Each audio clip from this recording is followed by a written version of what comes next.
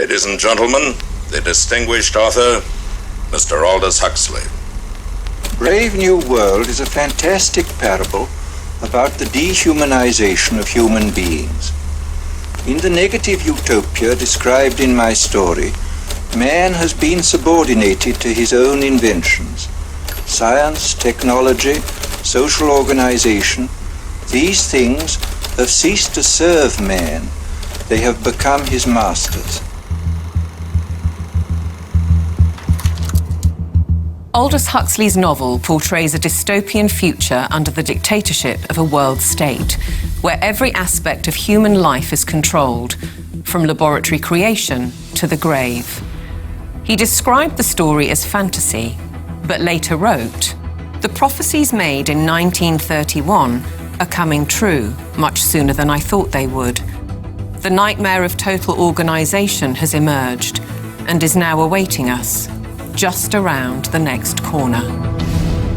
With the rise of brain-computer interfaces and biometric sensors and so forth, all the bodies, all the brains would be connected together to a network, and you won't be able to survive if you're disconnected from the net.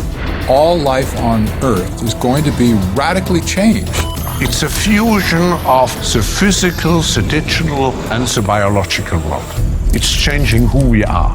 These people have gotten to the point now where they are openly anti-human. Everything will be monitored. The environmental consequences of every human action. They cannot happen without digital ID. Once the digital ID is in place, it's game over for humanity.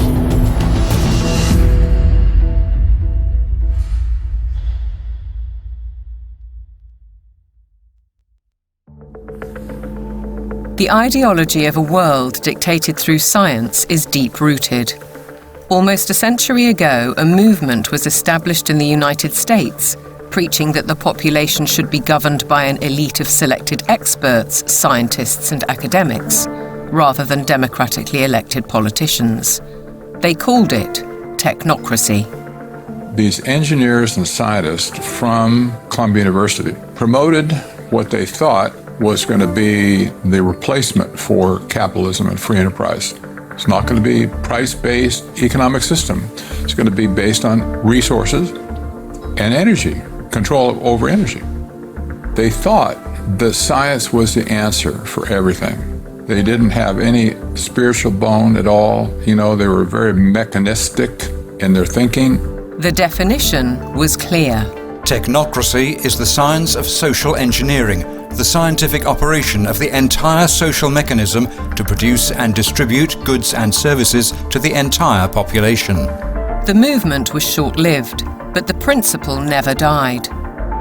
As we'll demonstrate, a stranglehold on policy and resources has always been the ambition of the powerful oligarchs behind many of today's world institutions.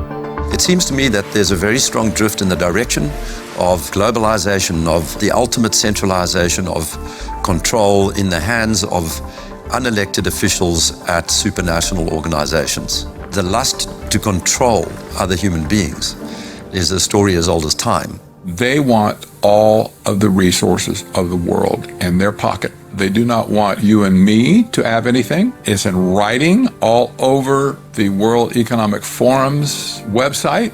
By 2030, you will own nothing and be happy. That's an oxymoron. If you don't have anything of your name, you ain't going to be happy about it. The World Economic Forum may have called that infamous phrase a prediction, but it translates as a statement of intent on behalf of its global power brokers. The bigger picture is that an attempt is underway now to collapse liberal democracy and replace it with global technocracy. What I call an omni-war is now underway, which is to say that the transnational ruling class is literally, it's not a metaphor, is literally at war with the rest of humanity and has weaponized everything that it can. This is a coup. They can remove the power from the parliament and the legislative branch and consolidate it into a monetary system which has complete control. That control is now entirely achievable because the would-be controllers finally have the tools to execute it. Total surveillance, artificial intelligence, digital IDs, and central bank digital currencies. The potential for social control is gigantic and potentially irreversible. What our experts are describing is a world commanded by an exclusive group of bankers and industrialists, affecting every aspect of our lives. What we eat, what we can buy, where we travel, where we live, and all bypassing democratically elected governments. You could be forgiven for thinking this is a grand conspiracy theory, but please consider this. The term conspiracy theory has become one of the most successful propaganda terms of all time in closing down discussion and debate. It's a thought-terminating cliche, but nevertheless, it's surprisingly effective when you try to calmly present evidence in a factual and reasoned manner. In this film, we will present evidence that the global takeover is not only possible, it's actually happening, and has been decades in the making. They plan to commandeer land, reduce farming, and radically change the food we eat, transform the supply of electricity, and then dictate how we use it, and replace currency with a system of credits, under their control.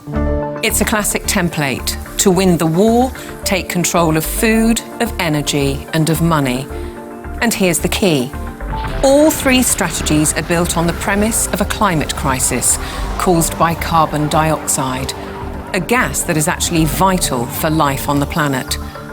So what if the whole carbon narrative was one gargantuan lie?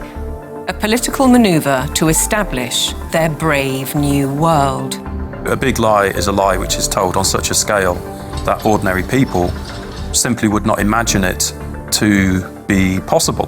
People with empathy can't fathom that a group of people would organize and engineer this kind of mass atrocity to get where they want to go. It should come as no surprise that financial kingpins are calling the shots.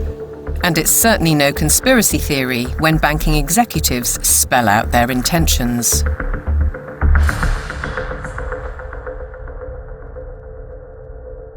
We are on the brink of a dramatic change where we are about to, and I'll say this boldly, we're about to abandon the traditional system of money and accounting and introduce a new one. And the new accounting is what we call blockchain. It means digital. It means having a almost perfect record of every single transaction that happens in the economy, which will give us far greater clarity over what's going on. It also raises huge dangers in terms of the balance of power between states and citizens. We are shifting to a new financial system, but the general population is not shifting to a new financial system. It's shifting to a control grid. CBDC can allow government agencies and private sector players to program, to create smart contracts, to allow targeted policy functions. For example, welfare payment. For example, consumption coupon. For example, food stamp. By programming CBDC, those money can be precisely targeted for what kind of people can own and what kind of use this money can be utilized. A key difference with the CBDC is that central bank will have absolute control on the rules and regulations, and also we will have the technology to enforce that. They're saying we can control with rules. We don't need currency anymore. And so it's no longer a financial system or a currency system. It's purely a digital concentration camp. It's a slavery system. Ever wondered what happens when legs like these almost suddenly become like this? Cases like this are practically textbook example of people not taking preventative. When Catherine Austin Fitts talks, we should listen. She's a former high-level investment banker in New York and held senior office in the first Bush administration in Washington. There may be 1,000 models of how it could work. But essentially, you will have, whether it's a banking account or a credit card, and it can be turned off and on. So my incentive system is not you go to work and work hard and you get money. My incentive system can be based on how you behaved in the last 5 minutes, on a 24/7 basis. CBDCs, as the name suggests, would be issued by central banks like the Federal Reserve in America and the Bank of England, not by high street banks. They would signal the end of cash, and every transaction you make would be transparent and held on a permanent database. Crucially, under a net zero regime, your carbon footprint could be at the heart of the system. We're developing, through technology, an ability for consumers to measure their own carbon footprint. What does that mean? That's where are they traveling? How are they traveling? What are they eating? What are they consuming on the platform? So, individual carbon footprint tracker. This can be the infrastructure for a carbon credit system. It's totalitarian control, and if people don't become aware of it now, it's going to be too late to backtrack from this. It's a ratchet system where it's very difficult, if not impossible, to backtrack. But why is now the time for change? Because the system is in crisis. It entered crisis in 2019. Mark Carney, he talked quite openly about how the international monetary and financial system had entered profound crisis and was effectively on its last legs. If you study the history of how the central bankers designed technocracy, essentially when they created the Fed, they said, look, this can't last forever. We're going to need, at some point somebody's going to get hip to this game. We're going to need another system. And I will say this, because I used to be part of that, I was born and bred to be a central banker. They plan ahead hundreds of years in advance. Predictably, the money brokers seem to hold all the cards. As a subtext, does the ruling class need to protect itself as artificial intelligence threatens mass unemployment? And what will happen to our existing assets if the banking system is collapsed and money disappears overnight? In an unknown future, one thing is certain. Digital IDs are essential to the project. If they become compulsory, data on every detail of our lives will be monitored, stored, and monetized. Nothing, but nothing, would be private. For younger people, often it's the case that they like technology, they're completely au fait with it, they enjoy it. So they don't see the dangers that technology can bring because, like a drug dealer does, you feed people, low levels of drug where it's all fun. And then later, when you have them addicted, you feed the hard stuff and that destroys their life. So in a similar way, all of this technology is currently pretty much nice, but when the central bank digital currency comes in and the control comes in and the censorship systems, then the younger people will realize all too late in many cases that they've walked themselves into a trap.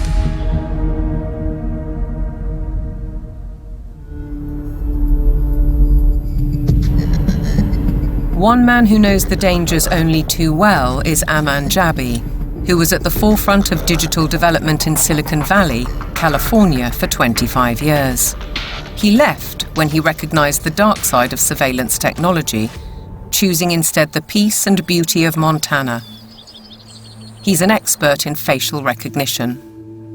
It's a technique that is used to uniquely identify the biometrics of any face. So, in a device like your smartphone, and most modern smartphones in the last 5 or 7 years, they have a 3D camera module in the front of the phone which you cannot see. Within that module is a near-infrared projector which projects tens of thousands of dots on your face. Those dots are then distorted based on the contours and the features of your face, and there's a near-infrared camera then takes a picture of that distortion, captures it, and then reverse engineers the exact profile of your face. In the longer term, facial recognition will be used to unlock your digital identity, which is going to be a tool of control for the agendas that are coming down the pipeline. My work is easy because I use ClickUp. Here's how I keep track of all my tasks. I start by brain dumping everything I need to get done in a list view. Next. Elements of that control are already with us. Alexa, good morning. Good morning. You are never alone in your home. And this is why. All your devices at home and all smart appliances, they are all connected on a wireless network. Many of these devices will have cameras, many will have microphones, and so they are monitoring everything all the time. Your smart appliances are communicating with the smart meter and sending it real-time usage data. If there's a Ring camera also in your home, a mesh network is formed, and all your devices are being tracked within the home, its location, its usage, and all the data is going to Amazon servers. When you leave your home, all modern vehicles are connected to the internet, so your automobile is being tracked all the time. When you're going under a string of smart LED poles and smart LED lights on the highway and in the streets of your towns and cities, those form a wireless network and are tracking your vehicle. They are tracking all the devices on you, from smartphones to smartwatches when you're walking on the streets. So data is being collected 24/7 continuously on every human being whenever you are within these wireless networks. And it's obviously not good for health also because of all the electromagnetic radiation. In the long term, the plan is to pretty much lock up humanity in smart cities, which is kind of a superset of a 15-minute city. They've sold all the state and local governments and countries that smart cities are about sustainability and the good of the city. But in reality, the language from the UN and WEF and their white papers is all inverted. So their monitoring is really about limiting mobility and no car ownership. Right? Surveillance, control via LED grid is why the smart lighting is there. Water management is about water rationing, noise pollution is about speech surveillance, traffic monitoring is about limiting mobility, and then, of course, energy conservation is all about rationing heat, electricity, and gasoline. Another concept one should be familiar with is called geofencing, and think of it as an invisible fence around you, where you cannot go beyond a certain point. And that will be related to your face recognition, digital identity, and access control. Your smart contracts, SoftBrick can turn off your digital currency beyond a certain point from your house. Our world has been turned into a digital panopticon. That means you can be monitored, analyzed, managed, and monetized. Surveillance capitalists are already making billions of dollars selling our information to big corporations, because this kind of detailed knowledge enables them to predict and influence our behavior. Worse, our children are being exploited. There are a lot of board games and other games that are already in the market and have been for over 2 years that have cameras inside and underneath these LED screens that are observing and scoring and emotionally calibrating the faces of all the children. So are all the iPads that they use in schools. They're all manipulating children's behavior by what they display on the screens. And child data is big business. There's a concept called social impact investing, which people should read up on. If your kids are in schools, they are already being traded on Wall Street in real time. They can bet on groups of kids, whether they're going to be successful or not, whether they're going to become computer scientists or environmental engineers. So children have become essentially a commodity and have been for years with this system. And once it's fully in place, it is going to be used to fully control the behavior of children as well as how they behave with respect to, diversity, equity, inclusivity, etc. The Chinese have already gone one step further. Classrooms have robots that analyze students' health and engagement levels. Students wear uniforms with chips that track their locations. There are even surveillance cameras that monitor how often students check their phones or yawn during classes. These sensors pick up electrical signals sent by neurons in the brain. The neural data is then sent in real time to the teacher's computer. We've been drawn into this digital spy network in the name of convenience, connectivity, safety, and especially entertainment. The 3D world of cyberspace creates virtual lives that are often more exciting than reality. Why is this technology being developed? It's all for the culmination of this digital prison from which there will be no escape. after all the switches are turned on. The critical switch would be the introduction of those digital IDs and central bank financial control, a world of zero trust. Zero trust is based on a simple principle. Never trust, always verify. Zero trust is a protocol that is implemented by cybersecurity companies. And what it really means is we don't trust you, and you have to prove who you are all the time, 24/7. So think of it as going from a world of implicit allow to default deny. In tomorrow's world, once zero trust is implemented in, say, retail, everything will be behind plexiglass doors with a 3D camera, and it'll only be unlocked through your digital identity and facial recognition if you have the available carbon credits in your digital currency. If you've reached the limit of your allowance, it could be access denied. This would apply to fuel, to travel, to meat and dairy products, to clothes and other consumer goods. Because everything in life could be valued by its carbon footprint. Even access to the internet could be denied. So the new world of zero trust is really a world of locks. It's like an inverted prison. You are supposedly free to roam about, but everything you want to access is behind lock and key.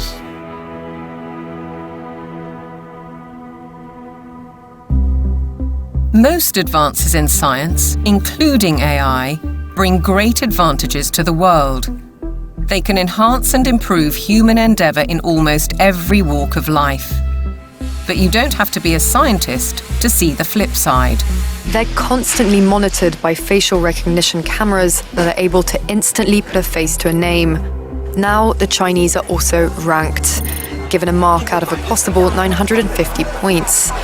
For now, the number is a sort of bank credit rating, keeping track of everyone's spending habits. It may seem scary, but it's just like that here. We're used to it, and anyway, we don't have a choice.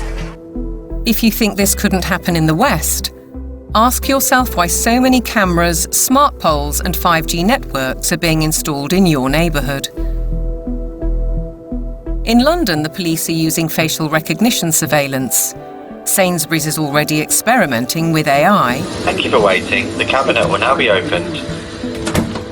In UK railway stations, surveillance is being tested to collect travellers' data.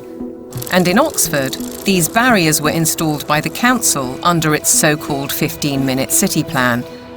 They were removed following protests. But look at what's replacing them in these quiet residential streets. As the tech companies are proud to tell us, the possibilities are endless. We've developed the camera into a sensor. The camera does not only capture video, it can now start to count, measure, and detect. With deep learning capability, the camera is able to generate accurate and trustworthy data and send notifications in order to take action, all directly from the camera. And since our cameras have open technology, well, we can work with different analytic partners from all over the world and together do just about anything we want. Note that they can do just about anything they want. Digital technologies mainly have an analytical power. Now we go into a predictive power. But then the next step could be to go into a prescriptive mode, which means you do not even have to have elections anymore, because we know what the result will be. Ultimately, we're facing manipulation by the system. A world where instead of us using technology, technology is using us. But who's really pulling the strings? Banking and oil dynasties like Rothschild and Rockefeller inevitably get mentioned, as do the modern-day big tech masters, including the ubiquitous Bill Gates. David Hughes takes a wider view. It's those who own the means of production, who are capable of magicking money out of thin air, who control the media, and all of the other means of production, which have now been weaponized against the rest of the global population. Catherine Austin Fitz, the banking insider, adds a sinister thought. If you know their name, they're not at the top.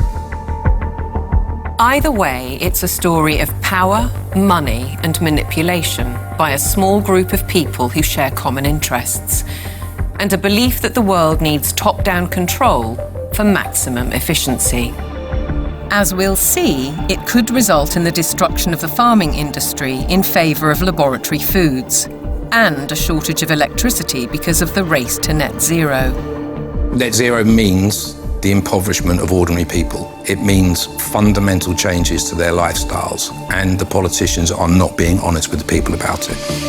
Surprisingly, the blueprint for transformation is woven into the United Nations Agenda 2030, ostensibly a vision for a better world.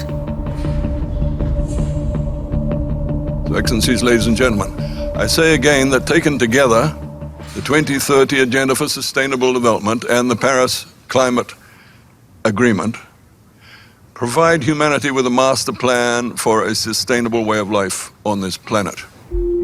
New York City, late September 2024, the setting for the United Nations Summit of the Future, a gathering of member nations to reinforce and accelerate Agenda 2030 and its 17 Sustainable Development Goals, or SDGs. The plan has a broad spectrum and is full of worthy ambition. But behind those deliberately bright and colourful boxes lies a darker theme, a shifting of influence and potentially power towards unelected world bodies. The strategy goes back well into the last century, and pressure is growing, because the goals are far behind targets set at the grand relaunching in 2015. 17 inspiring Sustainable Development Goals, the SDGs.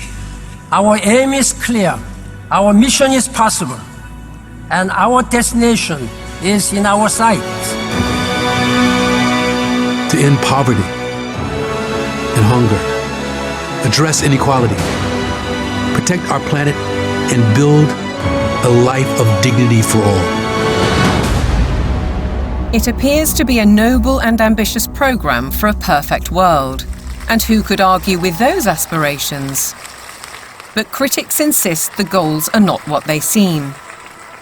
Alex Newman is a journalist and broadcaster who's been investigating the issue for 15 years. He has his own way of interpreting the rhetoric. You have to learn to speak what I call UNEs. You have to know what the terms mean if you want to truly understand what is being discussed. When they talk about peacekeeping forces or the peacekeeping role of the United Nations, they're actually talking about the war-making capabilities of the United Nations. So you have this Orwellian doublespeak. When they talk about transparency, more often than not, they're talking about eliminating your privacy. Human rights is another very, very good example. They make very clear in this document that your rights can be restricted under the guise of public order or morality or whatever the case may be. And so they're saying, here's your rights, but by the way, they're not really rights. We can revoke them at any time. The UN is filled with contradictions like this. Like, for example, when they talk about gender equality, right? A normal person in the Western world thinks gender equality means a woman has a right to earn money, to own property, to have all the rights and privileges that a man would have. When you look at the individuals who lead this movement within the UN, you're talking about radical feminists. You're talking about people who are very interested in dissolving the nuclear family. As you dig into these goals, it's very clear we're dealing with something far more nefarious. Once you look past the marketing slogans, the kind of warm and fuzzy, we're going to end hunger, which again is just window dressing, you realize that this is actually a blank check for totalitarian global control. Author and campaigner, the late Rosa Koire, called out the plan more than a decade ago. It is the biggest public relations scam in the history of the world. But it's far more than that. It's a blueprint. It is the action plan to inventory and control all land, all water, all minerals, all plants, all animals, all construction, all information, all energy, all means of production, and all human beings in the world. What can be measured can be managed and ultimately monetized. In fact, a study at Yale University has calculated that the natural assets of the world are worth $5 quadrillion. Is this the basis of the new world monetary system? And is it the deep underlying reason for the United Nations project to rewild 50% of the Earth by 2050? They talk a lot about biodiversity. They want you to think of like, oh, we're going to preserve the toucans and the parrots and the lizards. But when you actually dig into this, what they're talking about is creating, and they're working on it now, an international database with virtually all of the genetic material of all of the species on the planet. And then they want to start mixing and matching it. Bill Gates, ultimately, and his buddies want to end up in total control over all life on the planet. Is it a coincidence, then, that Bill Gates has become the largest private landowner in America while planning to build smart cities in which to corral the general population? What is indisputable is that the oligarchs of global business are embedded in United Nations policy. They don't care about the planet. They care about getting in. Finance goes to where it gets the greatest return. There's a move into the green finance. It's all about profit. It's not about the planet. This is not conjecture. Under the guise of climate change and net zero, vast fortunes are already being amassed. Take carbon exchange markets. Companies emitting excess carbon dioxide can buy credits from businesses that are carbon negative. But increasingly, many are paying a high price to offset their emissions against land schemes. Grasslands, forests, conservation projects, and so on. Some legitimate, others not so. Either way, the brokers and middlemen get rich, while having no impact on actual carbon emissions. We've also seen the emergence of natural asset companies, whose name says it all. They identify the asset and then issue shares in that asset out of thin air, essentially. And they can sell it to financial institutions, asset managers, sovereign wealth funds. And then they go public and have an IPO, and that funding is, they say, meant to preserve the natural asset. But elsewhere, they say that their main purpose, like so much else, is to generate profit for shareholders. It has nothing to do with preserving the environment. That is literally just the talking point they think will stick and sell. We're all in it together. We got to save the planet, so let's allow the bankers to create a new racket that makes the natural world collateral. So if everything in nature is to be traded on financial markets, setting a value on the land we walk on and the air we breathe, why do we, the public, have no say? There's no route that an ordinary person can take to make a representation to United Nations. So it's fundamentally undemocratic. What it has done is build relationships with billionaires. Right from the start, the rich and powerful have enjoyed undue influence in the UN's inner sanctum. In fact, the Rockefeller family part-financed its headquarters in Manhattan. To hand you, Mr. Lee, my father's check. Thank you, Mr. Rockefeller. Between them, the Rockefeller family has funded hundreds of organizations and, as a consequence, spread their authority on civil society, institutions, banking, education, and global politics. The Rockefellers always believed in world governance. In the 1950s, their Special Studies Project report declared, "The UN stands finally as a symbol of the world order that will one day be built." In 1973, David Rockefeller co-founded a non-governmental organization which still carries international power today, the Trilateral Commission.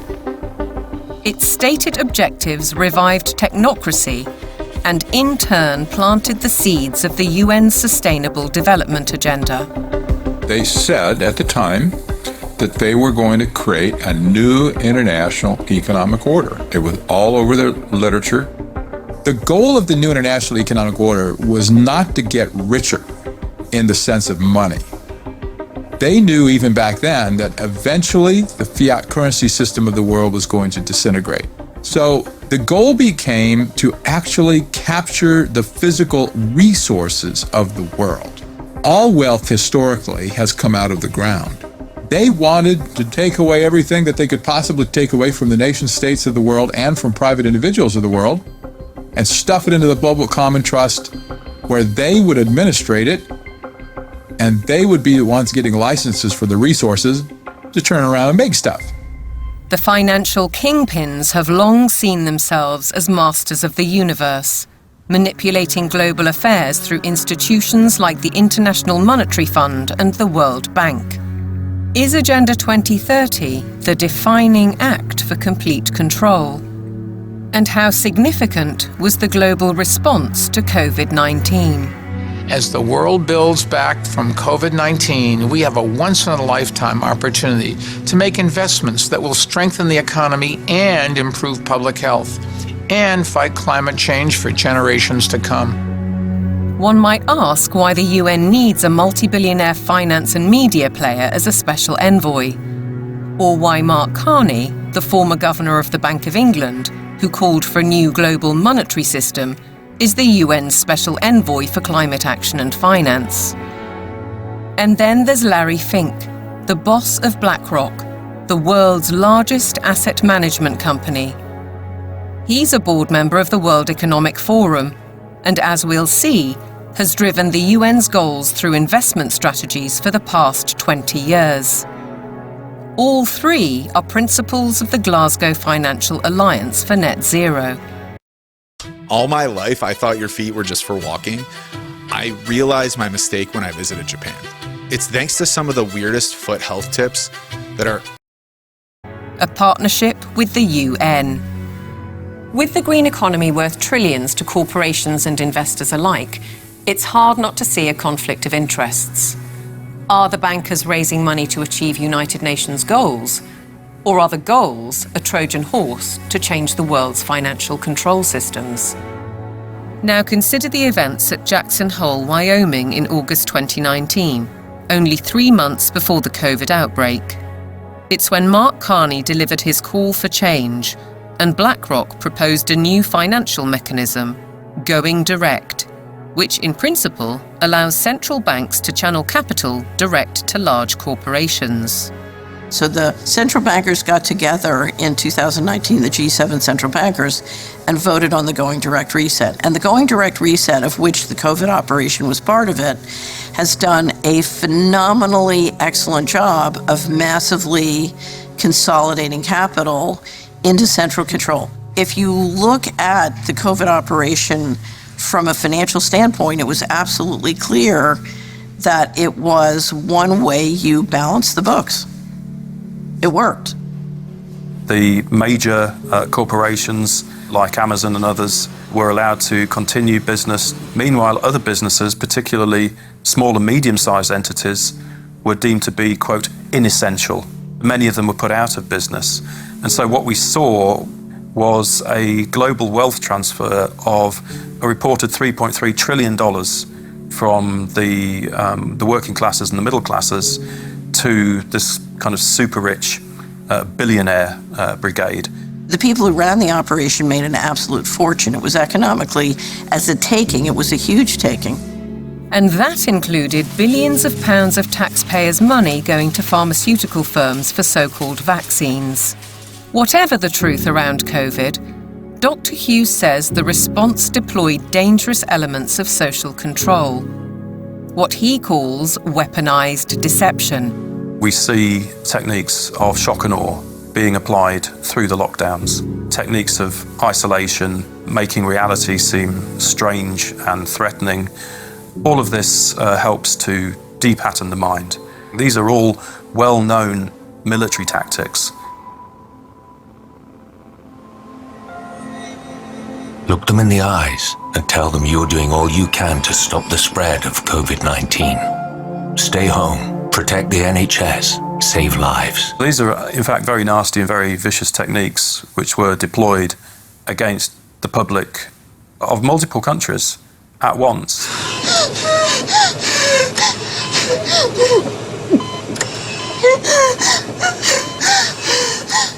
These are forms of serious psychological abuse. I think once the public starts to understand that, there's going to be a very severe pushback against everything that's happened. The general population cannot fathom the psychopathy of the vision that they're facing. So they can't fathom that a group of people would organize and engineer this kind of mass atrocity to get where they want to go. Be aware then of the World Health Organization, the UN's most powerful agency. Since COVID, the WHO has sought to increase that power to unprecedented levels through amendments to its pandemic treaty and the international health regulations. A key driver is its One Health initiative. One Health is a concept that was created to enable the WHO, with these documents, to take over jurisdiction of everything in the world by saying that climate change, animals, plants, water systems, ecosystems are all central to health. That places the Director General in a key position to influence world events, another potential conflict of interests given the WHO's financial backing, particularly from the pharmaceutical sector. Its accounts for 2022 show that an eye-watering 84%, or $3.656 billion of income, came from voluntary donations. The top 4 sources of these donations included the Bill and Melinda Gates Foundation and Gavi, a public-private vaccine alliance also heavily supported by Gates. People see the WHO as a benign organization, and there are still areas where the WHO does useful stuff. But the biggest focus now is purely on a tiny disease burden where investors can extract a large amount of wealth. This has shifted the WHO's focus very much to this emergency agenda, which is very false. Pandemics are very rare events. This is why we now have a WHO that promotes vaccines all the time, because that's what the money is coming in to support. So instead of being a World Health Organization, we have a World Vaccine Organization, and that seems to be the only thing they're touting. What's in the treaty has got nothing to do with health. It's a business deal focused on the most profitable business imaginable, pandemic profiteering. The other part of it, they're setting up a huge surveillance network. We're talking about $31 billion a year. They have to surveil for variants of viruses, and they will find them. They just have to decide there's a threat, not even a real harm. Experts are preparing for what is known as Disease X, or the next pandemic virus. They're creating a supranational, self-perpetuating pandemic industry. The latest scare is monkeypox, renamed Mpox, a disease highly unlikely to affect the general population. Nevertheless, the WHO has acted. The emergency committee met and advised me that, in its view, the situation constitutes a public health emergency of international concern. If you get to declare the emergency and then profit from it, there's a big problem, isn't there? It's essentially a build-out of big pharma, and the WHO is essentially looking to be their marketing and distribution arm worldwide. WHO! The people say no! WHO! The people say no! We're fighting for really the right to own our own lives. We're fighting for that freedom versus sort of corporate authoritarian structure or medical fascist structure, which is what is clearly interests are trying to impose on us. Changes to the WHO's regulations are expected to be voted through in the coming months. As we speak, the UK government is fully behind them. Meanwhile, in common with many other global institutions, the WHO tries to silence criticism and dissent, branding it misinformation. The science, it says, is settled. Digital platforms are being misused to subvert science and spread disinformation and hate to billions of people. This clear and present global threat demands clear and coordinated global action.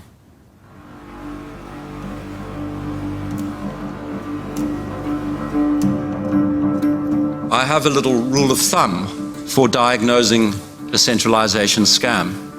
If we can detect 1, a propagandized global crisis, 2, admitting only global solutions, and 3, with dissenting voices viciously silenced, then we know with absolute certainty that we are dealing with a scam.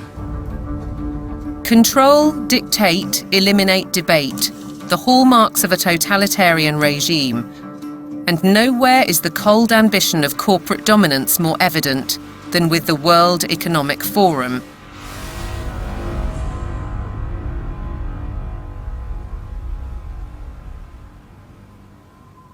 Klaus Schwab founded the WEF in 1971.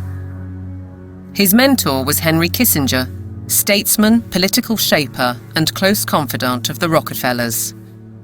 The organization now employs 800 people and has programs in business, academia, and in training future global leaders. It's far more than its famous annual meeting in Davos. Over the last 50 years, the World Economic Forum has blossomed into an enormously influential organization with all of the major corporations as stakeholders or trustees and all funding the World Economic Forum to ultimately fund the UN World Government Plans and Agenda 2030. Klaus Schwab is the public face of stakeholder capitalism, a planned system of central ownership and control that has little to do with democratic process and is uncomfortably close to communism. It's a partnership between global corporations, governments, and what Schwab refers to as civil society, NGOs, and so-called think tanks. The agenda is driven by finance, which gives the unelected and unaccountable oligarchs huge influence, if not control, over policy. The UK's Prime Minister, himself a one-time member of the Trilateral Commission, has already declared his interest. You have to choose now between Davos or Westminster. Davos. Why? Because Westminster is too constrained, and it's closed, and we're not having meaning. Once you get out of Westminster, whether it's Davos or anywhere else, you actually engage with people that you can see working with in the future. Westminster is just a tribal shouting place. Dharma seems to forget that he is elected by the people, to serve the people through Parliament. That's his democratic duty. And while he refuses to listen to our farmers, he entertains the globalists in Downing Street and publicly doubles down on his philosophy. I'm determined to deliver growth, create wealth, and put more money in people's pockets. This can only be achieved by working in partnership with leading businesses like BlackRock to capitalise on the UK's position as a world-leading hub for investment. To underline the influence of non-elected, unaccountable policy drivers, consider this document from 2004. It was commissioned by the UN and produced by financial institutions, including the World Bank. It cited research by the WEF. The result was the emergence of environmental, social, and governance metrics, ESGs. The ESG is an attempt to turn financial power into governance without going through the democratic process, without the normal process of making law. ESGs allow major asset management companies such as BlackRock to impose ideologies on businesses and consumers across the world through their investment strategies. BlackRock's billionaire chairman and CEO, Larry Fink, also a board member of the WEF, remember, is clear. You have to force behaviors. If you don't force behaviors, whether it's gender or race or just any way you want to say the composition of your team, you're going to be impacted. Now we get ethics, green ethics, racial ethics, gender ethics, driving corporate decisions about who may have money, what they may use their money for, and how they're going to behave in society and what they're going to do with it. This is a new form of political power that isn't accountable, isn't transparent, and it isn't democratic. We, the public, are being manipulated. Our lifestyles, our culture, and our future, be it through forced woke ideologies, intrusive technologies, so-called pandemics, censorship, or information which is too often propaganda. Your compliance is vital to the agenda. To impose global solutions, the leadership needs you to believe in global problems. Climate change is here, it is terrifying, and it is just the beginning. The era of global warming has ended, the era of global boiling has arrived. This stuff is so fantastically stupid. It's hard to believe that they're doing it. There is no climate emergency. That is a total scam. If they came out and said, hey, we want to destroy your economy, we want to destroy the middle class of your country, and then ultimately we want to make you a slave to a one-world government, it just wouldn't be as appealing as saying we're trying to save the planet for future generations.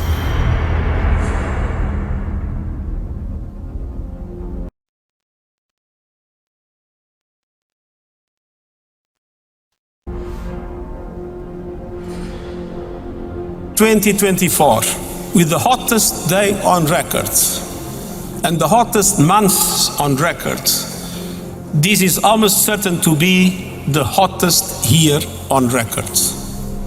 And the masterclass in climate destruction. Statements such as that are amplified by emotional footage from all over the world. But is any of it true? I do not think there's a climate crisis, and I base that on all the evidence and the climate data sets that we build to answer questions just like that. We actually use satellites to monitor the global temperature, the true global temperature of the atmosphere. And we find there is a rise. It's about 1.5 degrees per century, which is certainly something that's manageable and the Earth has seen before. Compared to the 19th century, which was about the coolest century in the past 10,000 years, we're warmer. But we're about the same as we were 1,000 years ago, and certainly cooler than we were about 5,000 to 8,000 years ago. John Christie is a highly regarded climate scientist who developed the measurement of accurate temperature records using satellites. His evidence is critically inconvenient to the climate change industry. I'm not popular in most of the climate community, that's for sure, because much of the climate community depends on climate model results. Tens and hundreds of millions of dollars have gone into that industry of climate modeling, and I show, well, you folks have failed. But yet they prop up the entire political world that tends to support this. In 2017, I came to work and there were 7 bullet holes in our office suite. And so some people are pretty upset that the evidence that we build and show that can stand the test of time and can stand up to cross-examination is just not going along with their issues and their desires. So let's consider these statistics on the Earth's atmosphere. 78% is nitrogen, 21% oxygen, other gases make up less than 1%, and carbon dioxide accounts for a mere 0.04%, the majority of which is natural. Can man-made CO2 really be a problem? Roy Spencer and I are going on the assumption that all the warming that you see is due to carbon dioxide emissions. And so we find that that's a pretty modest warming.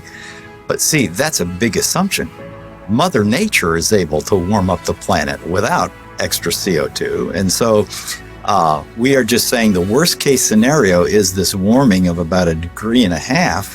And that's certainly not a catastrophe at all. On the contrary, carbon dioxide is vital for the world's survival. The greater the concentration, the better plants grow. In fact, according to NASA figures, the world has become 14% greener in the last 40 years. During the last cool period before industrialization, let's say 200 years ago or so, it was below 300 parts per million. And during the ice ages, it was even lower. And that's a dangerous level because plants struggle to survive when the CO2 is at a low level.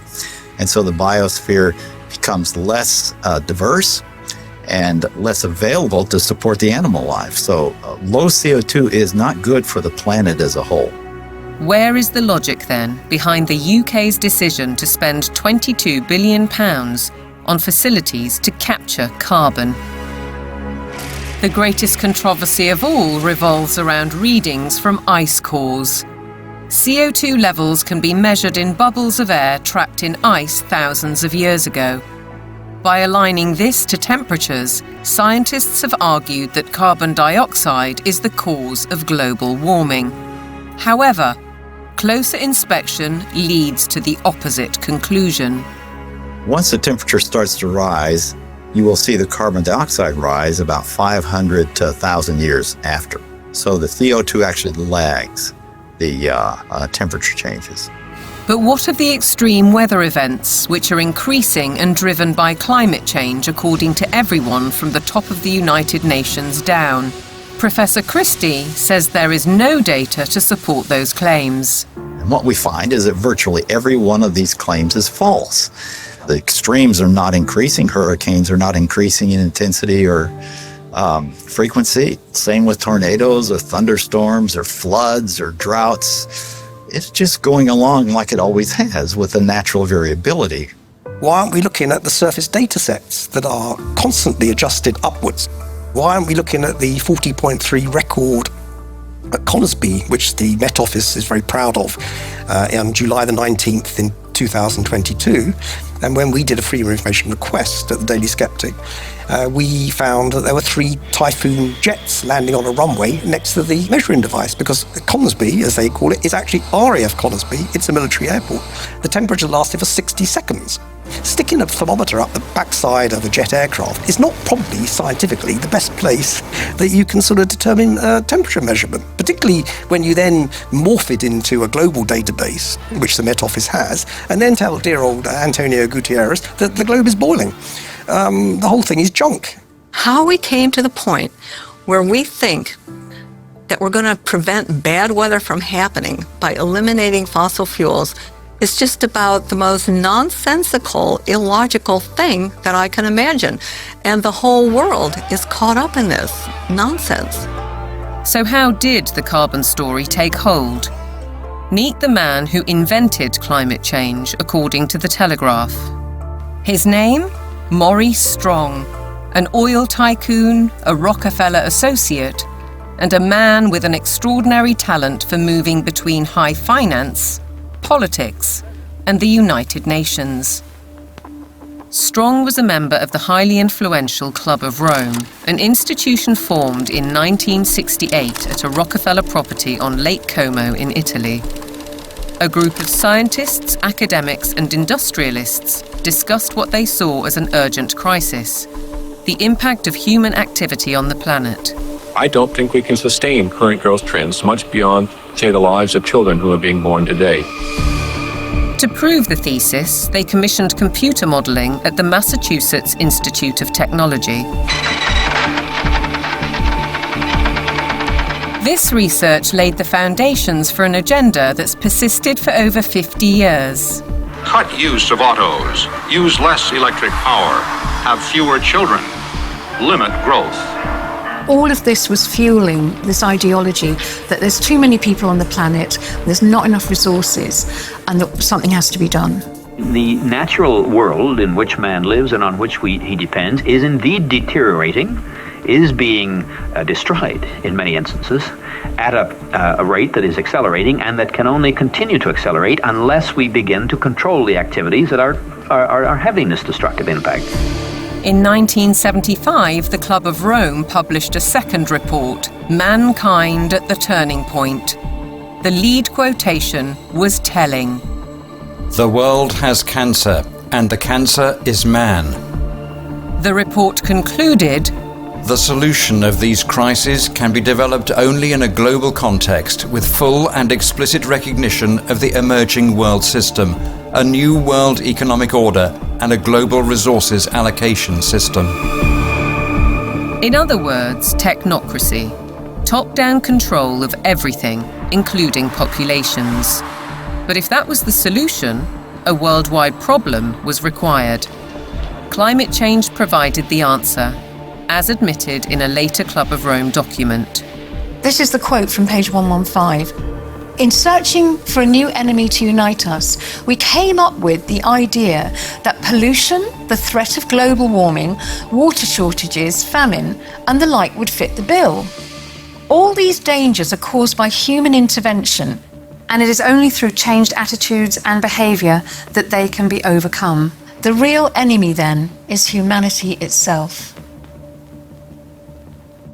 It really does look as though they are inventing climate change there. They just made it up out of thin air, literally. That nobody really looks at that book and say, well, there you go. It's not, this has nothing to do with science whatsoever. They just made it up. Interestingly, in 1988, Maurice Strong had been instrumental in establishing the IPCC, the mainly political entity which endorsed a thesis by a small group of scientists that industrial carbon dioxide was driving climate change, and the IPCC has been locked into that theory ever since. Maurice Strong's masterstroke came in 1992, when as Secretary-General of the UN's Earth Summit in Brazil, he saw 179 nations commit to a World Action Plan, Agenda 21. We have been the most successful species ever. We are now a species out of control. Nobody would question the need for a cleaner environment and the protection of nature, and Strong's legacy lives on through the Kyoto Protocol, the Paris Accord, the current Agenda 2030, and the worldwide push for carbon net zero. But there are questions on his motives and his connections. He was behind the first financial carbon market and a founding director of the World Economic Forum. Surely a conflict of interests with his involvement in the IPCC. A skeptic might ask why nearly all research grants in almost 40 years have gone on developing IPCC carbon dioxide theories, while anyone who raises questions is ridiculed, cancelled, or has their career stalled. Funding for someone who wants to determine the natural variability of the climate system as an explanation for what has happened is just not there. I mean, the government is very clear that they want a catastrophic story. There is no single science paper that proves conclusively that humans control all or most of the global climate.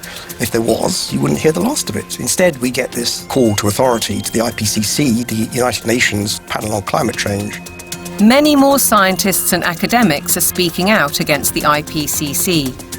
Almost 2,000 have signed a declaration stating that there is no climate emergency, including Nobel Prize winner Professor John Clauser, who wrote, "The popular narrative about climate change reflects a dangerous corruption of science that threatens the world's economy and the well-being of billions of people." We need to have a full and honest debate about the science, and it needs to be discussed in Parliament, it needs to be discussed in the media, it needs to be generally discussed, and we need to sort of bring the drains up, if you like, on all of the science to see what is there really a threat. That debate is highly unlikely, because the juggernaut of net zero careers on, with trillions at stake. What is certain is that the repercussions will affect the food we eat, ravage our countryside, and have a disastrous impact on our energy supply.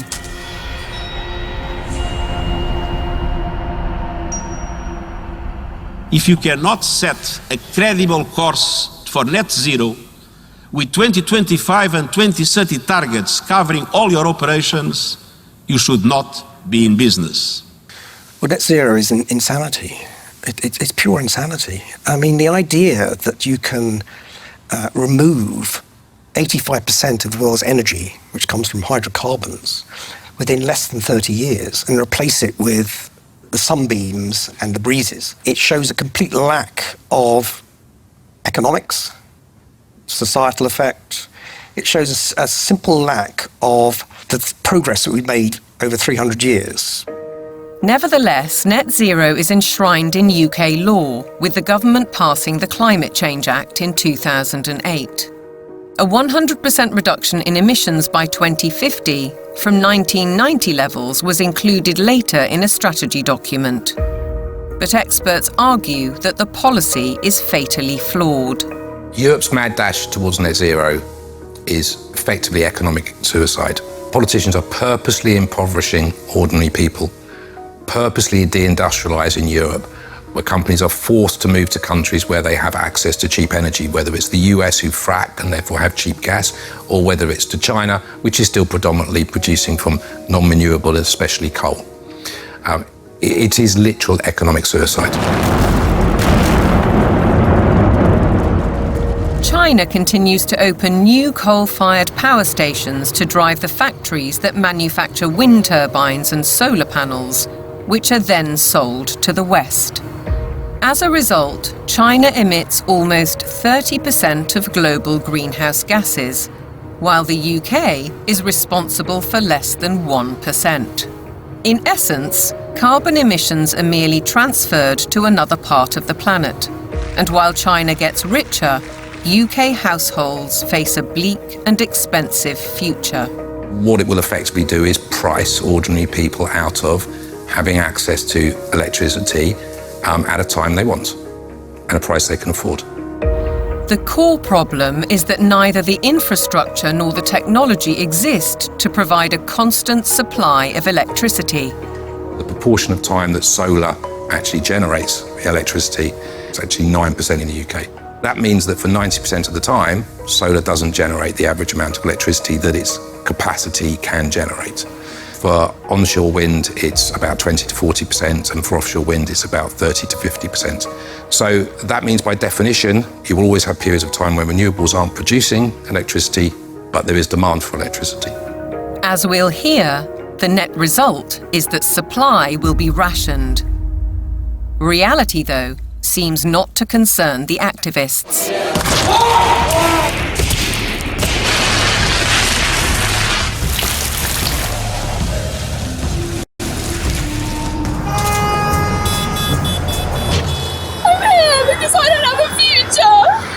I look at some of these hysterical youngsters and some of the hysterical oldsters as well, screaming about the climate is collapsing and all that sort of thing. And you think you haven't got a clue what would happen if you removed hydrocarbons. You haven't got a clue. You'd be back in service, like probably your ancestors were. You'd be skivvying on the land, in big houses with warlords, calling themselves aristocracy and all that sort of stuff. You want to go back to that? Fine. Get rid of hydrocarbons. Many of these apparently grassroots protest groups are backed by organisations such as the Climate Emergency Fund, financed by billionaires like the oil heiress, Aileen Getty. And if they claim to be environmentalists, they conveniently ignore the bigger picture. Thousands of wind turbines are disrupting coastal waters, changing habitats, affecting marine life, and killing seabirds. Landscapes are being scarred by the production of lithium for electric car batteries, and by cobalt mines in Africa, where child labour contributes to huge corporate profits. How does the loss of thousands of square miles of farmland to vast solar parks meet the UN's biodiversity goal? And how helpful are wind turbines when they're blotting the landscape visually and through noise pollution, and disrupting wildlife in the air and on the ground? The glorious mountain terrain of southwest Wales is a stark example. It's a landscape breathtaking in its beauty, untainted and largely untouched by humans. A haven for wildlife, a place where life runs its natural course. Yet this is what's planned: mega turbines designed for offshore, reaching 700 feet into the air and dwarfing the hilltop forests. Planning permission is being sought for the so-called Bryn Cadwyn Energy Park. If you put one in the valley floor, it would be standing some 40 metres above the valley floor, so above the horizon. But they're not putting them in the valley floor, they're putting them on the top of the hills. So it'll be standing some 600 odd metres above sea level up there, casting a shadow over our solar panels. Justin Cotter lives right in the centre of the proposed development. He's fighting to preserve the countryside he loves. And across the mountain, Jason and Josie Barker are equally aggrieved. It feels very much like it's exploitation, using the climate crisis narrative as its supporting evidence. So it feels like it's being abused in a tremendous way, and there's going to be a lot of destruction done in the name of doing good, which really just seems utterly backwards. And if we really want to protect nature, then some of the best way of doing that would be to leave it well alone, especially in the wilder places, and let it flourish. We certainly found that being here. The more we've lived here, the more we've worked with it and encouraged it, the more it's come back. All of those spruce trees on top, they will have to go to make way for turbines. All of that. All of this spruce will be gone. To build a 230-metre turbine in that location, it's going to take some crane to lift the 240-ton nacelle onto the top of the tower some 180 metres up. So they'd have to stabilise all the ground for the crane, stabilise the ground for the actual turbine, put in a concrete plug basically in the ground of some 1,000 tonne of steel, 4,000 tonne of concrete, just as a base. They'll need to be lit. It'll take away the dark skies. It's totally devastating. It would just be catastrophic damage and destruction. The roadways up through these valleys, the Welsh valleys, they're all twists and turns. They're going to have to straighten out the valleys. Where you've got steep hills, they're going to have to level out those hills. There's a 200-metre drop into the actual valley itself. So they're going to have to create gradients that machinery carrying 400-tonne loads can actually traverse and get up.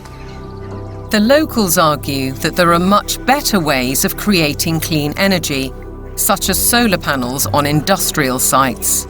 Areas of natural beauty should be respected. This is about preserving and protecting this sacred land.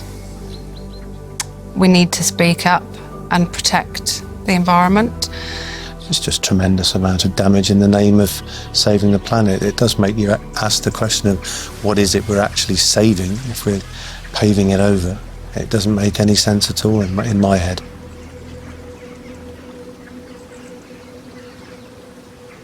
The proliferation of turbines and solar panels certainly seems at odds with protecting biodiversity, and experts argue that the economics simply don't add up.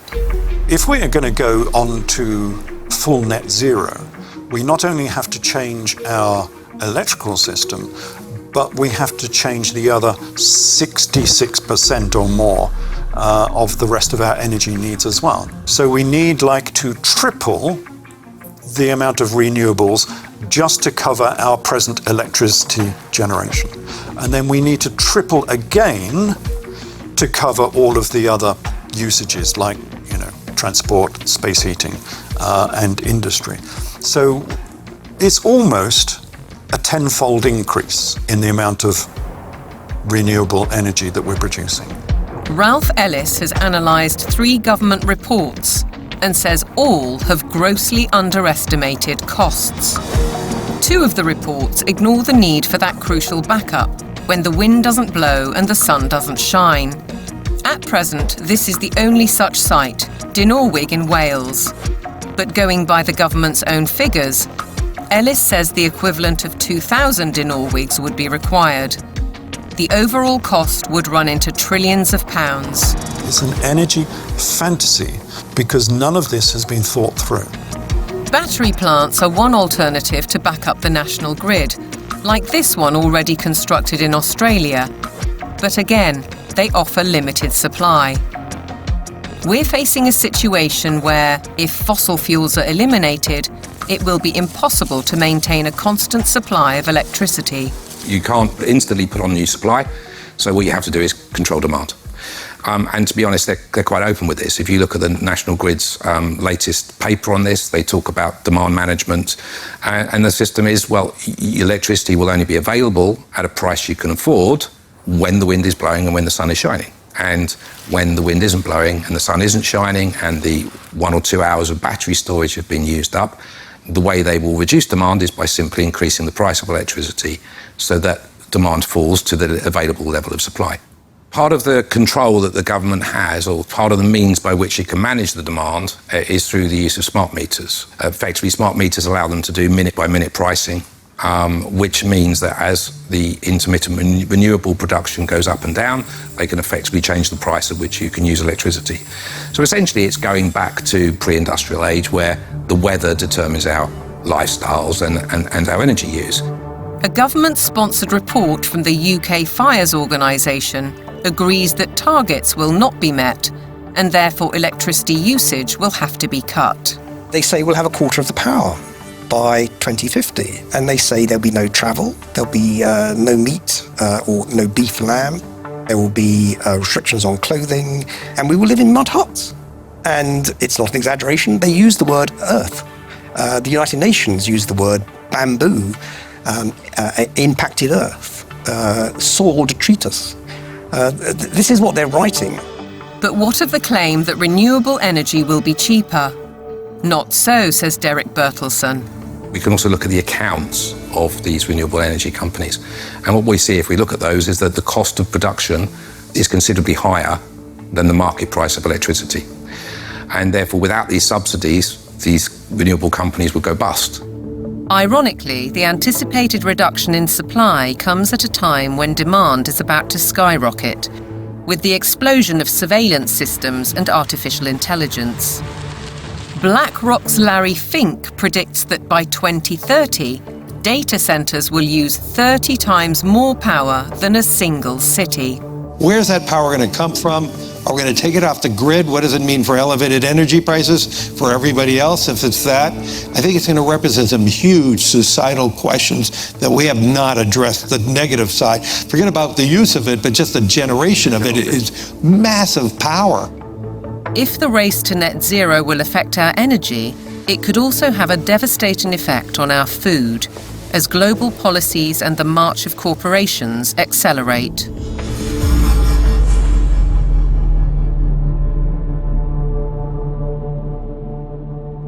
Farming has been at the heart of our lives for generations, but to the climate change advocates, suddenly it's a threat. A lot of people have no clue that agriculture contributes about 33% of all the emissions of the world. You just can't continue to both warm the planet while also expecting to feed it. Doesn't work. One thing John Kerry didn't mention was that farming and agriculture contributes 100% of the food that we need to eat. So that's a little kind of an important detail that he ought to have mentioned. And I think what we're dealing with here is actually a global war on agriculture. I believe they are demolishing our food infrastructure, partly to cause a crisis, right? And I guarantee you, mark my words, we're going to be in a food crisis and they're going to say it's climate change. I wouldn't say it's about saving the planet, no. I would say it's about land grab and about profiteering and corporatization of our food sector. It's basically a pharmaceutical industry taking over the food supply.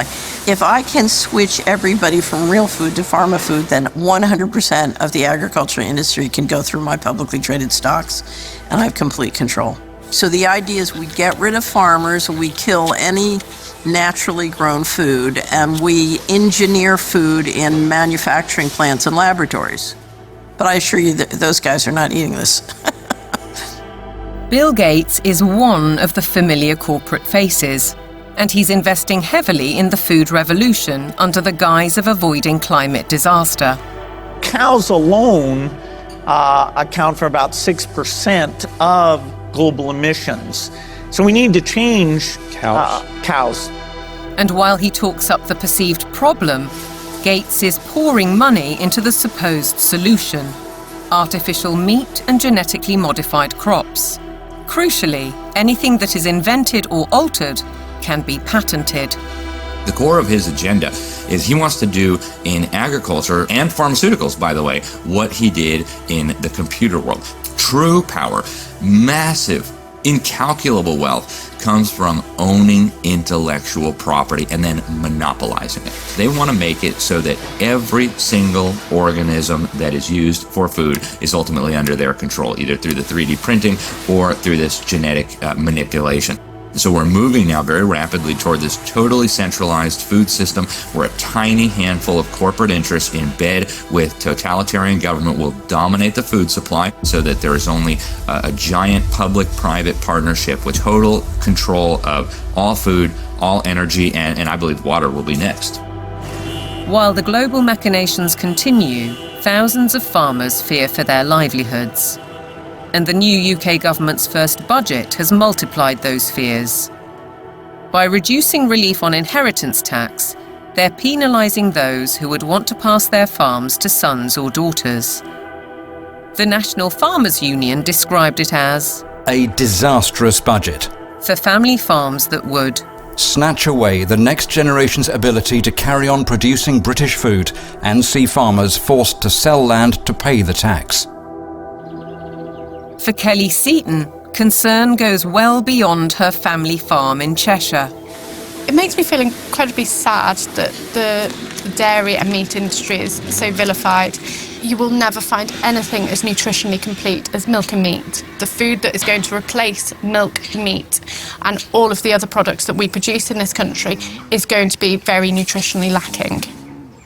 They will starve us from nutrients, and then the pharmaceutical companies will probably pick up the slack on that, all of which create a profiteering circle. No Farmers, No Food was set up to campaign against untenable net zero and climate change policies. Farmers, says Kelly, are being dealt a deeply unfair hand. When cows are blamed for climate change, it does make you question everything. And I think this is where a lot of farmers are waking up to the fact that there's a lot of lies being told to us. The problem with the current carbon system is that a lot of big corporations are offsetting their carbon. So most dairy producers now especially, but other farmers as well, are having to record their carbon footprint on systems that aren't fit for purpose. They are woo-woo figures pulled from the sky, quite frankly, and then the big corporations are using that data to offset their carbon so that they can look better, again, at the same time as beating us with a stick and saying that we're the ones killing the planet with these girls. The methane emitted by cows' digestive system is part of the argument against them, but Kelly says that's just hot air. The grass that they eat would produce the same amount of methane whether they ate it or not. OK, they do speed that up, but the other thing they give us is this, muck, which we put on the fields to fertilise the fields and reduces our reliance on buying in fertiliser. 200 miles to the south, Ed Rhodes farms 188 acres of Devon countryside. He's not part of the No Farmers, No Food movement, but agrees that the whole narrative on cows and climate change is wrong. As farmers, we recycle carbon all the time. That's what we do. You could almost define farmers as carbon recyclers. We're an organic beef, sheep and vegetable farm. We run a fairly traditional system of rotational farming. We'll have a field which would be growing a brassica crop for 1 year, a non-brassica crop for another year, such as broad beans or sweet corn, and then we have a break for that field, so it goes into a predominantly grass and clover mix. That allows the soil to recover from the work that we've done with it while we've had the vegetables growing. It also allows things like the clover to put nitrogen back into the soil. So the livestock are absolutely essential for grazing that grassland. We also mow it so that the hay, the silage that we take from those fields are fed to the cattle in the winter. The bale I'm sitting on, the bedding that they're standing on, is all mown from very rushy areas on our farm. The animals then dung onto that. We compost that. That gets spread onto the land primarily where we're growing the vegetables to put the fertility in, and that's what then produces our crops. If you remove livestock from the system, you have no system. Farmers like Ed Rhodes work with knowledge and passion, but still have to comply with a labyrinth of government rules and regulations, including carbon monitoring. And now land itself is under threat. Corporations such as British Airways are buying farms to plant trees for carbon offsets, while other areas are being declared sites of special scientific interest, restricting or even preventing use for crops and livestock. And then there's the United Nations SDGs. Goal 15. protect, restore and promote sustainable use of terrestrial ecosystems. Consequently, rewilding programmes are impacting farmland across the world. In the UK, for example, the government is planning to set apart 1,200 square miles for wildlife habitat by 2042. That's an area almost as large as Cornwall. And in America, dams are being removed and river courses reopened, disrupting water supplies for crops. Goal 13 states, take urgent action to combat climate change and its impacts. As a result, the Dutch government plans to close 3,000 farms to meet EU emissions targets, drawing widespread protests. And in Denmark, farmers face paying £80 for every cow they own in a world-first tax on meat. Goal 7. Ensure access to affordable, reliable, sustainable and modern energy for all. One result: cultivated land is disappearing under vast solar parks. How does this square with the UN's biodiversity goals or even ending hunger? Maybe they're questions for Ed Miliband, the UK's Secretary of State for Energy Security and Net Zero. He's cleared the way for a huge solar park on prime farmland in East Anglia, an area big enough to site 1,745 football pitches. It's a crime to take food productive land out for solar panels which are unrecyclable, potentially not that productive going forward, and not feed the planet. It is absolutely catastrophic. We've gone from being 78% self-sufficient in 1984 to now less than 60% self-sufficient. I think it's about 54%, which I think is set to fall even further this year. On top of all that, British farmers are being paid not to produce food under schemes like the Sustainable Farming Incentive. Kelly Seaton understands that many farmers accept the money to balance their books, but has this warning. When you look at how many farms are selling up, how many arable farms are struggling, we're walking into food shortages, and I think we're going to end up eating more processed food, maybe lab-grown meat, and I think that's part of the plan. The squeeze on farming is self-evident. Our supply of natural food is under very real threat, just as the WEF predicted. Worse than that, Catherine Austin Fitz says that with programmable currency, you wouldn't have a choice. No one in their right mind would ever eat this stuff. But the reality is, once they have control of your transactions, they can dictate what food you can and cannot buy. If they want you to buy pizza made with insect-based flour, that's what you're going to get.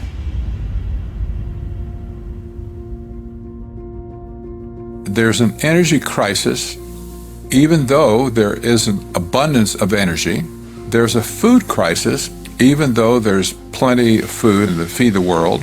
There's a water crisis, even though 70% of the Earth's surface is covered with it. There's an air crisis where CO2 is declared the enemy of mankind, even though it's necessary for life to exist on Earth. There's a resource crisis, even though there are abundant resources to support everyone. What's with us here, you know? Who created all these crises? They did it. Just as clear as the nose on my face.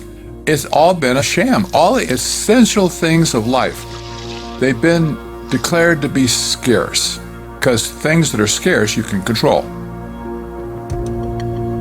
The architects of such globalist trajectories, all the Kissingers, Rockefellers, Schwabs, Carneys, Strongs, Carstens, are held out as great intellects.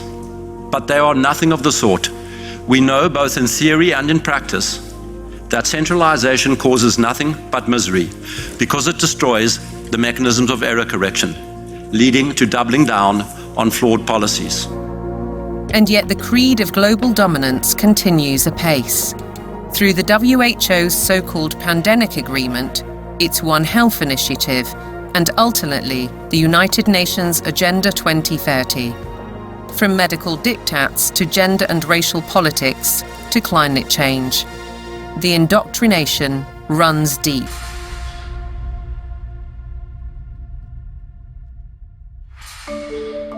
Local councils have been sucked in by the tentacles of global power, encouraging them to spend vast amounts of time and taxpayers' money on climate schemes, without challenging the rationale.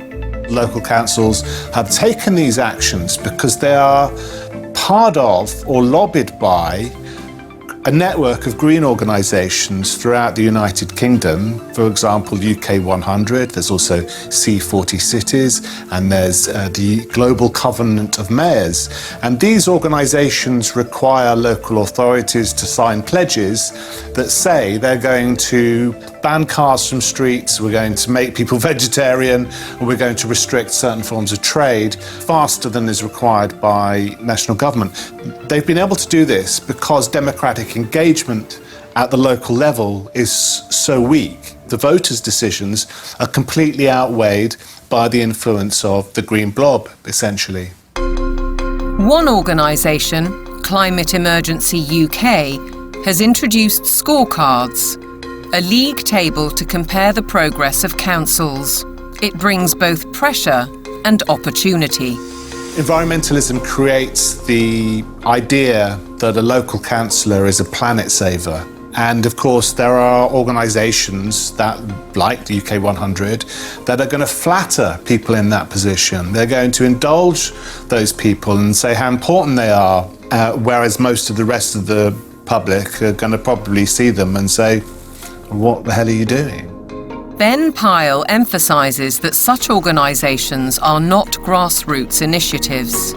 Civil society has been bought and it's been organised around the interests of its billionaire philanthropists. Newspapers and television also consistently push the same story. We've been hearing about the threat of climate change for decades, but now we can't ignore it. Here, the climate crisis is very real, and it is getting worse. What mainstream media does in following this narrative is that they exclude vast areas of climate science. They exclude all the sceptical scientists. By the BBC, which has done it for 20 years, saying that you cannot have any other view apart from the settled narrative, is doing an enormous disservice to science. Journalists and broadcasters are schooled in the carbon doctrine by organisations such as the Carbon Literacy Project, which claims to have trained 1,000 BBC employees. Meanwhile, Sky joined forces with the psychologists of the Behavioural Insights team to produce this initiative: How the Power of Television Can Nudge Viewers to Decarbonise Their Lifestyles. The recommendations included: give green content more screen time, more salience in plots and scenes. Use kids' content to encourage positive environmental behaviours amongst children and their parents. How then can we possibly expect impartiality in reporting?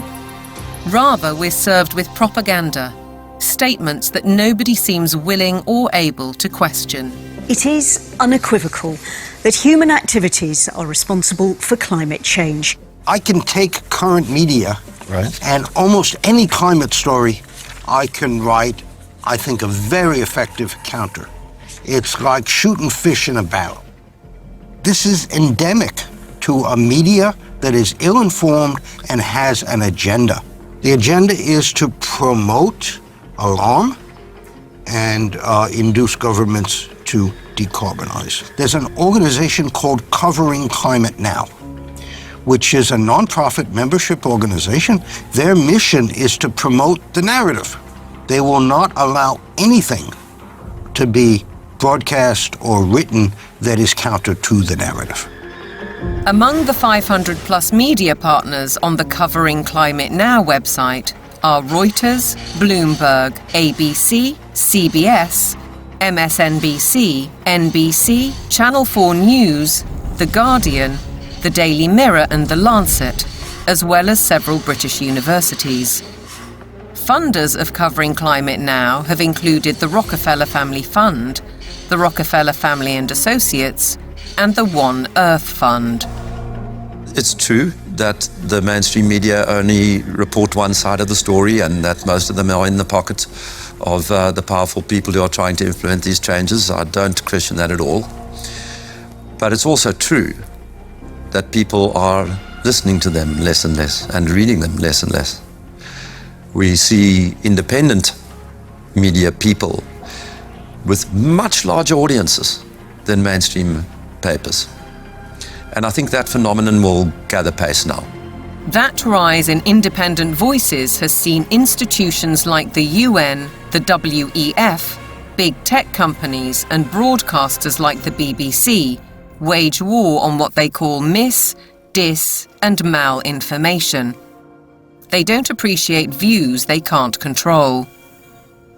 The fight for truth is on. A partisan media, obsessed local councils, and then there are the universities, which should be the first and last bastions of objective research and open debate. But here too is a story of outside pressure. With the drop in government funding, the shortfall has been made up from other sources, and those tend to be NGOs, private organisations. For example, the Gates Foundation and the Wellcome Trust. Invariably, money from private organisations will come with vested interests. These vested interests, according to Professor Moss, drive university teaching towards business goals and ideologies at the expense of critical thinking and levels of academic achievement. One new initiative is the European Network on Climate and Health Education, led by Glasgow University. Medical students have been trained to accept that climate science is an established fact. Increasingly, climate change is harming people's health. You could say it's the largest health emergency of our time, and I do need to be ready to help tackle this challenge. Can the outcomes really be free of prejudice when the backers include the WHO and major pharmaceutical companies? This new collaboration will help train the next generation of medics with the skills they need to treat the health impacts of climate change and deliver more sustainable healthcare. That's why health leaders from across the public and private sectors are coming together to support this transformative new network. Academics, right from the beginning now, are socialised to orientate their research towards the money. So this, I think, is quite damaging when it comes to fearlessly pursuing the truth wherever it may lead. That doesn't really happen anymore in academia. It's more about pursuing the money wherever that might lead. It makes me feel distraught. It makes me feel that the whole purpose of university learning has been subverted. The influence and ambition of big business, the mission creep of so-called woke thinking, the cancel culture, the suppression and smearing of those who dare to question. Shockingly, the conditioning starts in the youngest of minds.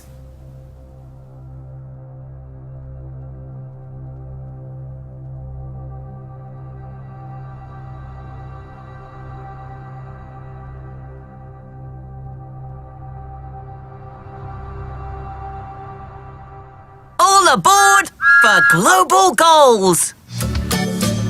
This year, Thomas and his friends have teamed up with the United Nations. The world of young children is supposed to be one of innocence and joy, but it's been permeated by the global ideologies of the United Nations. If you go to goal number 4, it deals exclusively with education. And when you think education, recognize they're talking about indoctrination. The Sustainable Development Goals. Under the surface of it all is this effort to bring all the children of the world into this one world globalist system.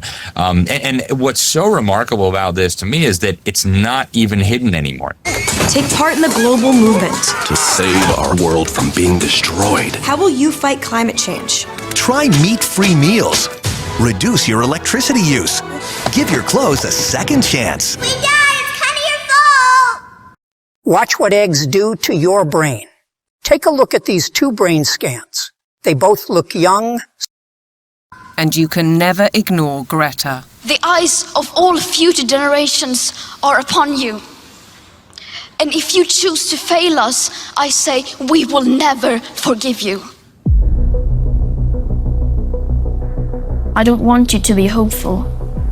I want you to panic. We want action. We want justice. We want equality. Everyone now! No more coal! No more oil! Keep your... I want you to feel the fear I feel every day.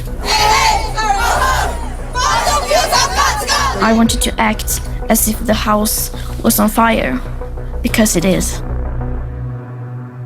This propaganda relentlessly promoting fear in various ways, be it disease, be it climate, I think is having a very damaging impact on young people's mental health. The disasters that continue increasingly to afflict the natural world have one element that connects them all: the unprecedented increase in the number of human beings on the planet. We're asking children to believe they are a scourge on the planet. I have a problem with children believing they shouldn't be here from the off. How are we ever going to encourage them to have strong mental health and emotional well-being if they believe that their birth is a disaster for the planet? That's not encouraging them to be productive citizens who are making an active contribution to society if they've got to apologise for their very existence. I think it's very dangerous, and I think we need to reverse that as soon as possible. The indoctrination of children is further evidenced across their learning. Objectivity and freedom of thought are being stifled by the persistent pushing of agendas. I undertook a study of secondary school textbooks to see what children are being taught. And what I found was extremely shocking. I found unqualified acceptance of climate change, the wonders of vaccines, GM foods, and very few counter-arguments were presented. If you cannot produce this information that's in the textbooks, you cannot succeed in the school system. If a student undertaking a geography exam, for example, doesn't talk about man-made climate change, then they're very unlikely to hit the top marks. Is it not surprising that the phrase critical thinking actually only occurs in relation to two subjects? One is art and design, and the other is history. Other than that, it's completely absent from the national curriculum.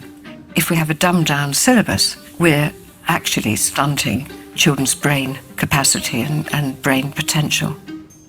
While parents may not be fully aware of these issues, many are concerned at the growing trend of gender politics, including transgendering.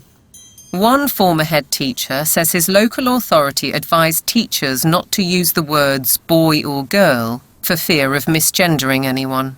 The Department for Education as well has really subscribed to this kind of woke ideology, so there's almost like brownie points for the more woke you can be. Why do you have makeup and lipstick and glitter on? Because I think it looks pretty. You don't think it looks pretty? What schools have done is employ third-party agencies to deliver material for which the third parties most certainly have a vested interest in. And I wouldn't have a problem if it was I'm there in school to ask children to accept me as I am. That's fine. We all need to be tolerant and liberal in a diverse society. My problem is that what they're actually doing is more of a form of evangelism, which is this is who I am and you might be too. In my heart, I've always known that I'm a girl Teddy, not a boy Teddy. I wish my name was Tilly, not Thomas. Language carries so many meanings and messages, and if schools are encouraging social transitioning, that's not a neutral act. That's a significantly impactful act. Dr. Fraser is also highly critical of the World Health Organization's recommendations, suggesting that 4-year-olds should learn about sexual stimulation. It's harmful. They don't need to know it, and in fact, for those children who are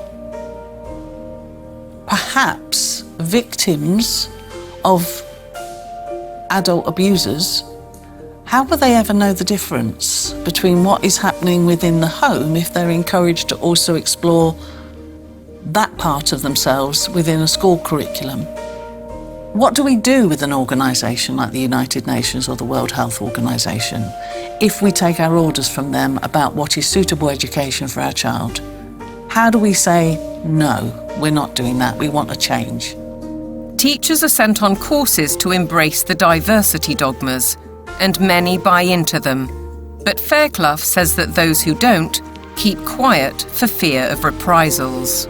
It's a dereliction of duty. It's a dereliction of their legal as well as their moral duty to safeguard children against harm. I can certainly say I feel very let down by the teaching profession because I am not hearing people speaking out on behalf of the children. A one-world dictatorial education, a dumbing down in the classroom, fluidity of gender, the impact of technology. Are our children being groomed for a life in the digital prison? Today, nobody has any idea what to teach young people that will still be relevant in 20 years. As computers become better and better in more and more fields, there is a distinct possibility that computers will outperform us in most tasks and will make humans redundant. And then the big political and economic question of the 21st century will be, what do we need humans for? Or at least, what do we need so many humans for? Do you have an answer in the book?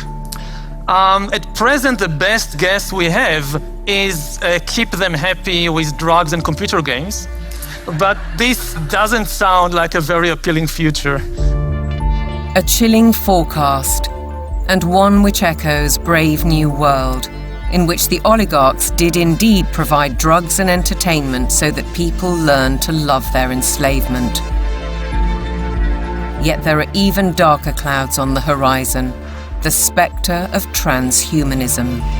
In a sense, it is that final piece of the puzzle. If you want to gain total control over everyone and everything, then you actually ultimately need to be able to implant technologies inside human bodies. And that's exactly what's taking place.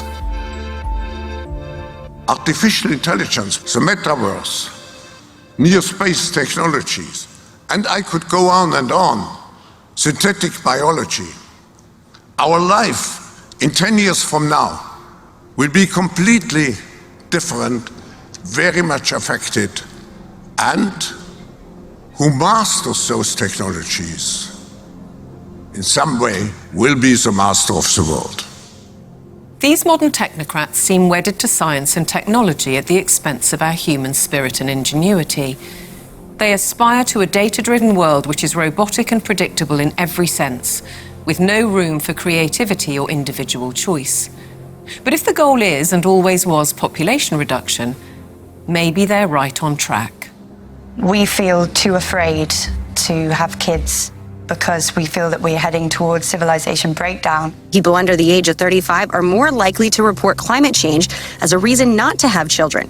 I've decided not to have kids to do my part for climate change. If I don't think the future is worth anything, then I'm not going to have children. If I think it is worth something, I will have children. I think these ideas have spread like bad viruses, and there's been a lot of investment in promoting some extraordinarily weak ideas.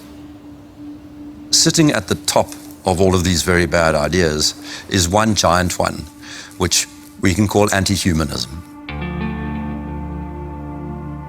Transhumanism, the trans phenomenon, net zero, lockdowns, population reduction, all of these ideas are basically the ugly stepchildren of anti-humanism.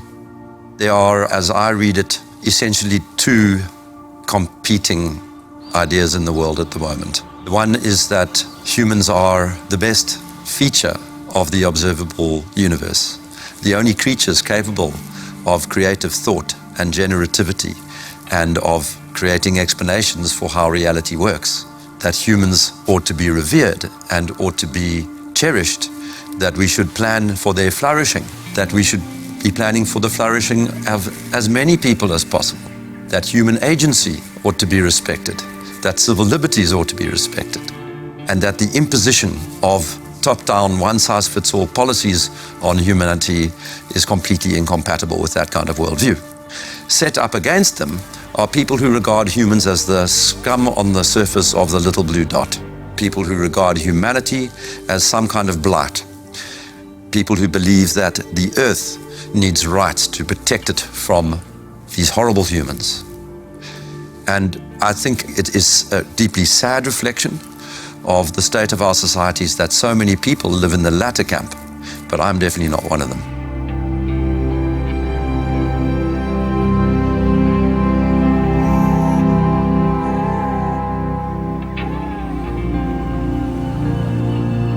We can all stand up to tyranny.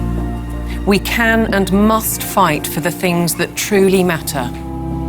The people we love, the fairness we'd like to see, and the personal freedoms we'd like to experience. We should not be bullied, nor should we accept the influences of those who would split our society, be it by race, by gender, by culture, or anything else we hold dear. And perhaps we should start by limiting our reliance on technology and remembering how creative we can be.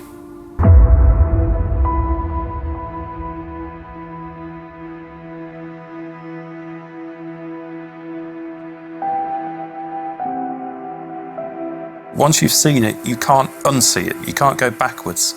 So what that means is that over time, more and more people are starting to see this now.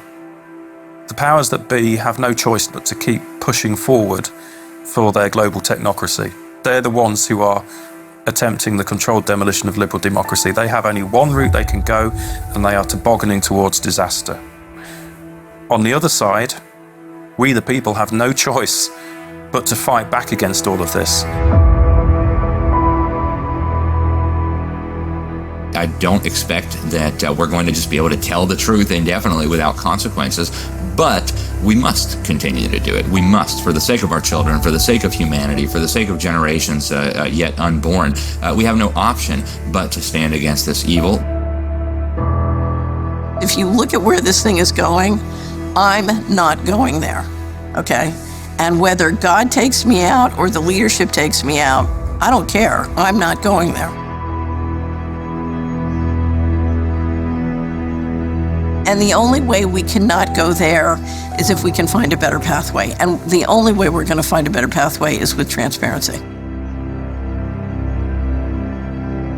If I want to live as a virtuous human being, I need to live amongst people that are free. And if one understands that one mustn't live on their knees, even if you have to die on your feet, you must share truth, because truth is the weapon for free people.